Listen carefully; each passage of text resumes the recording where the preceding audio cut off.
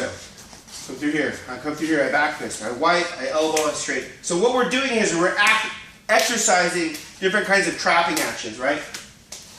This drill, if we just learn the drill and go, oh yeah, you're really good at this drill, is not very productive, right? It's really good at teaching some basic things. However, it's just a drill.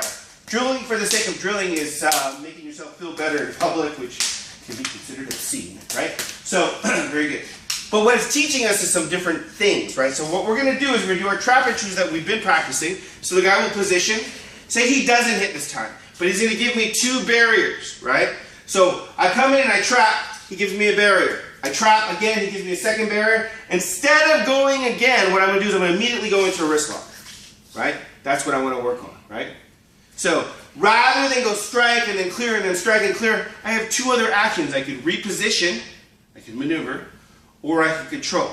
He's either going to let me rip his wrist apart, or he's going to try to resist the wrist lock, in which case then I can go on to striking again, or I can reposition. So I give him 2 barriers. He trap enters, right? I give him 1 barrier, I give him 2 barriers, he goes straight into wrist lock, right? So he goes into a wrist lock. Good, right? Again.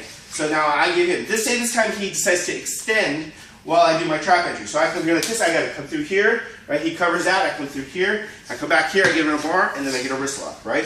And then we come back to the beginning, okay? Now with wrist lock, right? I can compress, I can extend, and I can twist. Each case, I know when I've done it right when I start to warp that center line. Does that make sense? So we're working our trap entry, he may or may not extend. After 2 barriers, I go for a wrist lock. We're just focusing on the wrist lock. Got it?